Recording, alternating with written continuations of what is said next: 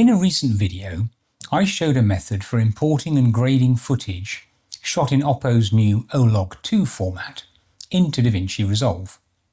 The trouble was that Oppo's Find X9 Ultra phone that uses this format is so new I didn't have any real Olog 2 footage to try.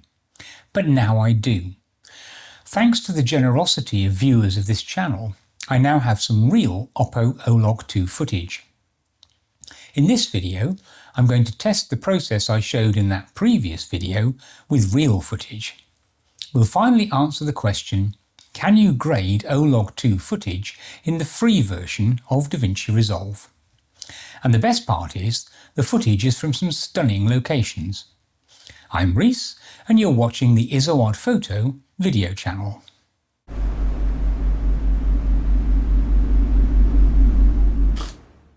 Oppo's new log format, called Oppo Log 2, delivers a greater dynamic range and wider colour gamut than the original Oppo Log.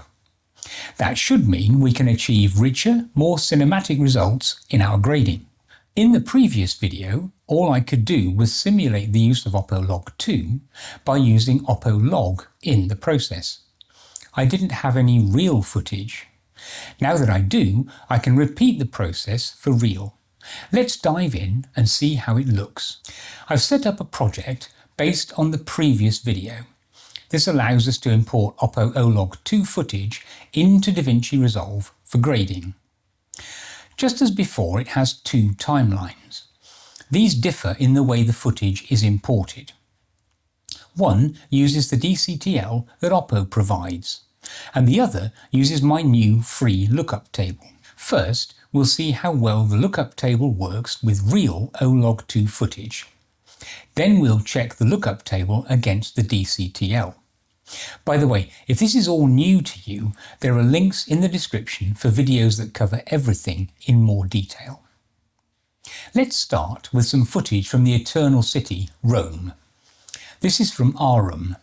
There's a link to his YouTube channel in the description. I've turned off all grading for the moment. Let's review the node tree before we see its effect.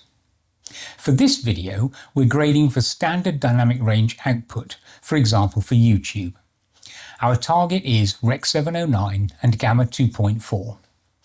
As before, the pre-clip section contains the node that uses my free lookup table to convert Olog 2 footage directly to Davinci Wide Gamut Davinci Intermediate.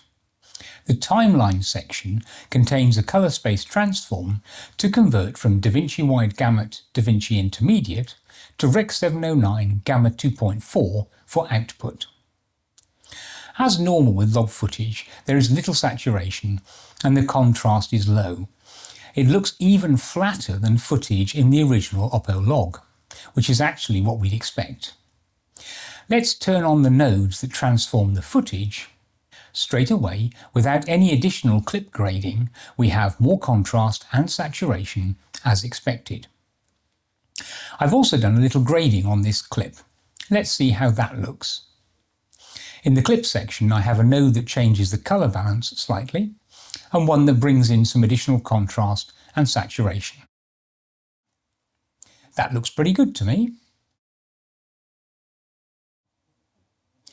Here's another clip from Rome, but this time an interior shot. It really captures the true splendour of the architecture and decoration. Again, in addition to the transformations, my grade just changes the colour balance a tiny amount and lightens the image. If I turn off the entire grade, we can see the original flat Olog 2 footage. Now let's look at some footage contributed by a viewer in the Czech Republic. It was taken in the town of Loket. It's so picturesque. You might recognise it because it featured in the Bond movie Casino Royale. This is the original Olog 2 footage. And now here it is with the input and output transformations enabled but no additional grading. And finally with a grade added.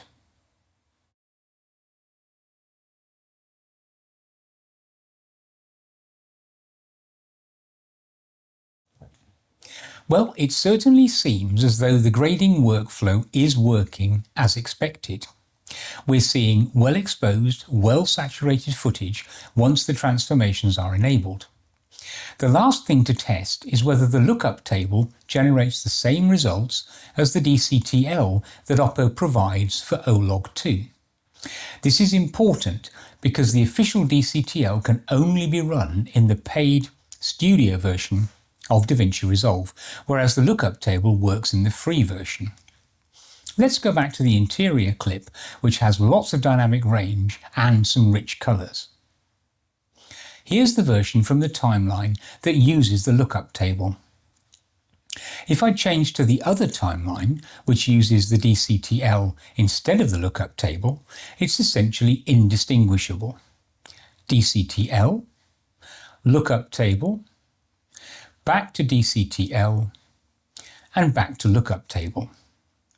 There are some tiny changes in the scopes when switching between the two versions, but these are even harder to see than in the previous video when I was simulating Olog 2 with Olog footage. So there we have it. Just as with the original Oppo Log format, we can use the same approach for importing footage in Oppo Log 2 format into Davinci Resolve. And now we've proved the effectiveness of the approach with real Olog 2 footage from Oppo Find X9 Ultra phones. Yes, you really can grade the log footage from the Oppo Find X9 Ultra phone using the free version of Davinci Resolve. Once again, thanks to Arhum and to my contributor from the Czech Republic for providing the footage for me to test. There are links to related videos in the description, as well as the link to my free lookup tables for importing Oppo Log and Oppo Log 2 into Davinci Resolve. They're completely free, you don't need to sign up to anything to use them. If you've enjoyed this video, give it a thumbs up and consider subscribing and enabling notifications so you find out when new episodes are published. See you next time.